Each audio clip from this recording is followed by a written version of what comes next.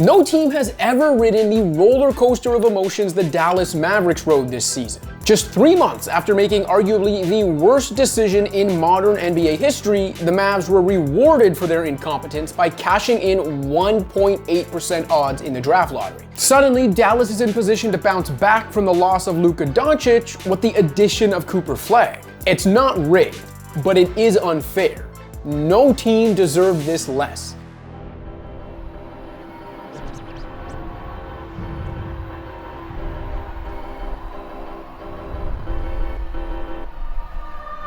While teams like Utah, Washington, and Charlotte were tripping over themselves in a race to the bottom, the Mavs were winning 39 games, a play-in contest, and a coin toss with the Bulls to secure the 18 combinations out of 1,000 that included the lottery's winning combo. All after trading an in-his-prime perennial MVP candidate for pennies on the dollar. So, where does this leave the Mavs? Kyrie Irving's knee injury means Dallas will be hard-pressed to field a contender in Flagg's rookie season, as the Mavs simply don't have the shot creation or lead guard skills necessary to compete at the highest level. They'll also be in desperate need of shooting around Flagg, but the Phenom will benefit in the long run from the extra ball handling reps he's about to take on. The spacing will stink, but a front court featuring Flagg, Anthony Davis, and Derek Lively will be absolutely terrifying defensively. Having said that, if I was running the Mavs, I'd already be pivoting to a Flagg-centric future. The second those lottery balls bounced Dallas's way, the team went from needing to win immediately just to justify GM Nico Harrison's boneheaded decision, to suddenly having all the time in the world,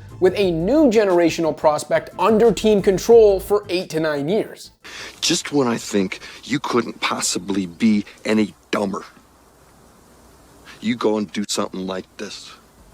And totally redeem yourself! Plus, Irving's contract only includes a 2025-26 player option. By the time he's ready to return, he'll either be a free agent, a mid-30s guard coming off a torn ACL, or both. Davis still has 2 guaranteed years plus a 2027-28 player option on his deal, but it's wishful thinking to expect the timelines of Irving and Davis will align with a teenager's when one of those veteran stars is already on the shelf. With all that in mind, the Mavs should be shopping AD. If they can turn the big man into young talent or multiple assets to pair with Flagg and Lively, Dallas will really be cooking with gas. If the Spurs strike out in a pursuit of Giannis Antetokounmpo, what would the Mavs have to attach to Davis to pry the number 2 pick? Hello, Dylan Harper, out of San Antonio.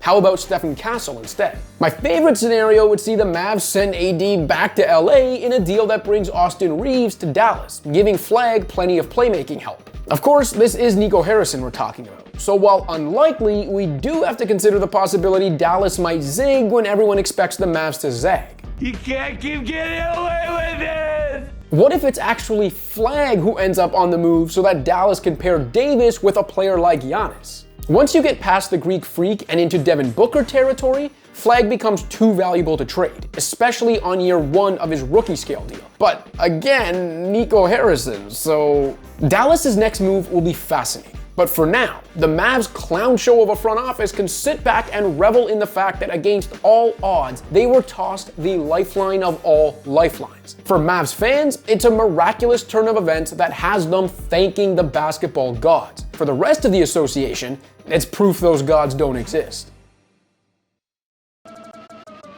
Thanks for watching. If you liked this video and want to see more content like this, be sure to hit that subscribe button.